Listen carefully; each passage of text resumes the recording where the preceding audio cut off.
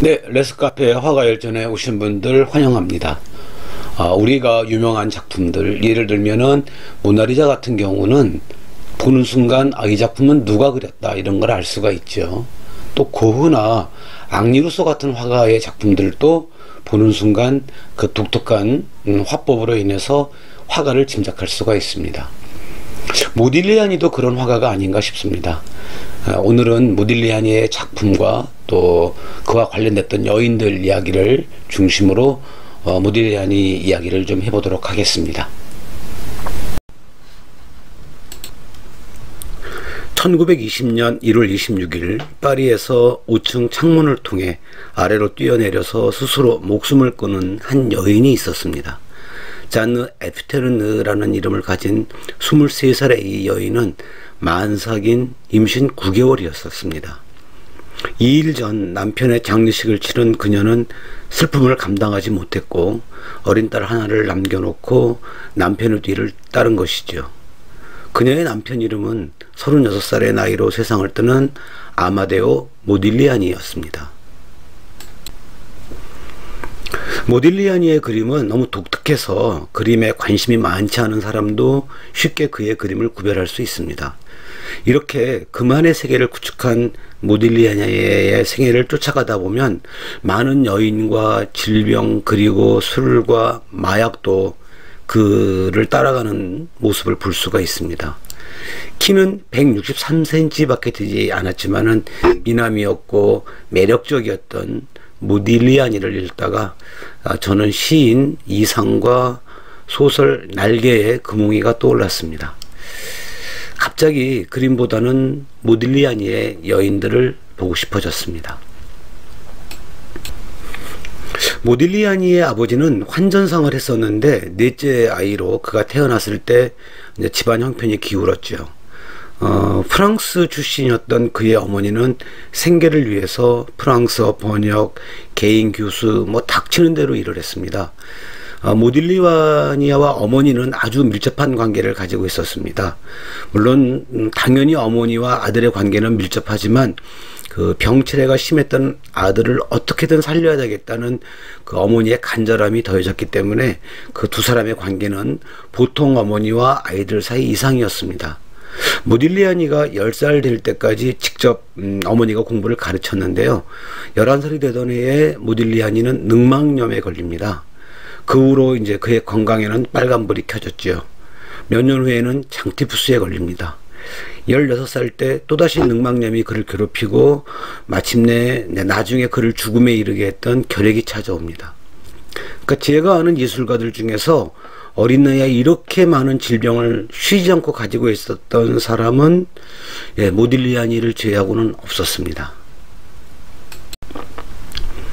뽕파드르 부인 베아트리체 헤이스팅스의 초상화라는 작품입니다. 모딜리아니가 그린 초상화는 이제 언제 보아도 이제 고개를 갸우뚱하게 하죠. 긴 얼굴, 또 눈동자가 없는 눈, 휘어진 선, 이런 것들이 이제 그의 작품의 특징이 되죠. 그의 이런 표현 방법은 그 아프리카 부족들의 그 마스크에서 영감을 얻었다는 이야기도 있습니다. 파리에 있는 그 인류 박물관에서 그 아프리카에 관한 여러 가지들을 보았을 것이고 그것이 그의 작품에 반영된 것이죠. 그러니까 모델들은 마치 고대 그 이집트 회화처럼 볼륨을 찾아볼 수 없는 평평하고 무표정한 얼굴, 또 아몬드 형태의 눈, 또 오므린 입술, 또 비틀린 코, 이렇게 긴 목으로 표현되어서 그의 작품에 이제 등장하게 됩니다. 예전에 모딜리아 작품 중에 눈동자가 그려지지 않은 눈에 눈동자를 한번 그려 넣어 본 적이 있었거든요. 어떤 얼굴은 슬프게 또 어떤 얼굴은 환하게 변했습니다. 한번 해보시면 좋겠네요. 파블로 피카소의 초상화입니다. 우리가 잘 알고 있는 파블로 피카소의 아마 젊은 시절 모습이죠. 14살 때 그 장티푸스에 걸렸는데 이제 고열로 모딜리아니는 헛소리를 합니다. 그가 이제 무의식 중에 했던 헛소리는 피렌체에 있는 우피치 미술관에 가고 싶다는 내용이었습니다. 르네상스의 그 대작들이 모여있는 그곳을 모딜리아니는 정신이 없는 상태에서도 말한 것이었고 그의 어머니는 이제 병이 나으면 데려가겠다고 약속을 합니다. 몸이 회복되자 어머니는 그를 데리고 우피치 미술관을 구경시켜주고 리보르노 최고의 미술가에게 그림을 배울 수 있도록 해줍니다. 아들의 희망을 조금씩 이루어지신 그 어머니에게 존경의 마음을 보냅니다. 남부 프랑스의 풍경이라는 작품입니다. 모딜리아니가 그린 풍경화는 3점이 남아있다고 알려져 있습니다. 처음에는 정물과 풍경을 그렸는데 나중에는 초상화와 누드로 확대되었고 특히 누드에서 그의 재능이 가장 잘 나타났다는 평을 듣기도 합니다. 오늘은 제가 누드는 제외했습니다.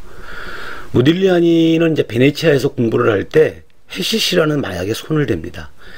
쾌락이나 자유방임 또는 10대의 반항이라고 보기에 그 정도를 좀 넘었던 것은 그때 당시 그가 니체의 철학에 심취했기 때문이라고 합니다.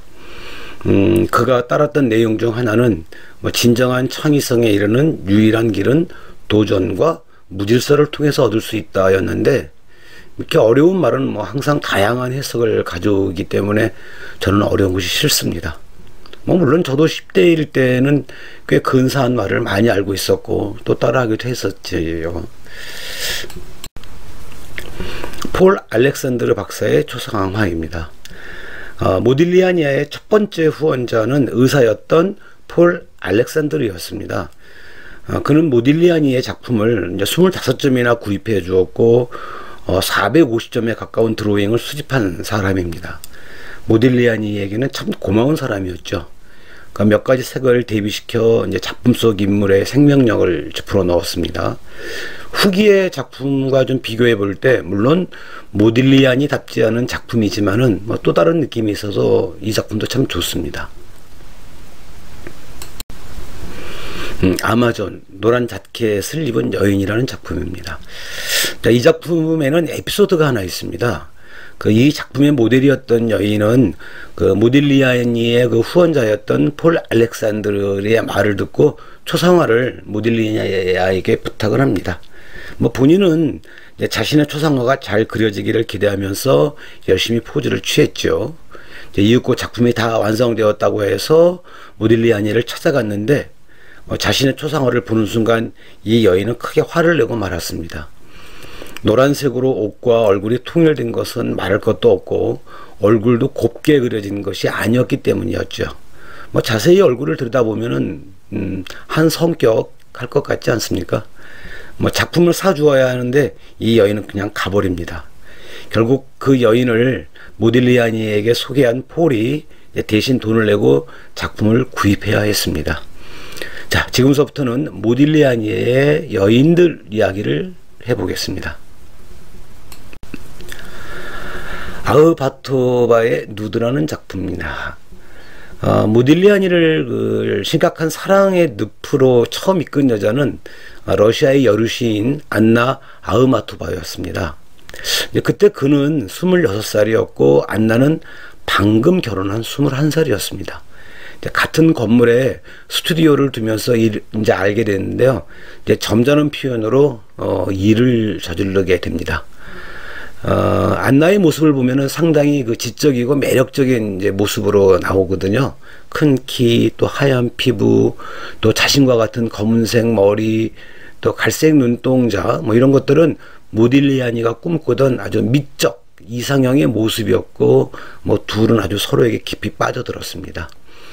1년 후 이제 안나는 남편에게 돌아갔는데 모딜리아니는 죽을 때까지 안나를 다시 만나지는 못했습니다. 사실은 옳은 사랑은 아니었죠. 사련이었지만 그래도 모딜리아니는 행복했을 겁니다. 이상형과 사랑을 이제 해봤잖아요. 문 앞에 있는 베아트리체 헤이스팅스의 초상화입니다. 이제 모딜리아니가 30살이 되던 해에 베아트리체 헤이스팅스라는 여인이 등장을 합니다. 거의 2년 가까이 모딜리아니 곁에 머물면서 작품의 모델이 되어줍니다. 그런데 이 헤이스팅스라는 이 여인은 남아프리카 출신이었는데 평범한 사람은 아니었습니다. 저널리스트이자 시인이었고 여행가이자 예술 비평가로 활동을 했습니다. 또 기이한 행동으로도 유명했는데 카페에서 나체로 춤을 춘 적도 있었습니다. 그러니까 모딜리아니하고는 이제 같은 아파트 건물에 살았는데 마약 해시시를 서로 나누는 사이였습니다. 그 만나면 좋은 친구가 떠오르네요. 네, 베아트리체 헤이스팅스입니다. 그리고 이제 이 두 사람이 헤어질 때는 그 상대방에 대해서 아주 상당히 신랄했던 모양입니다.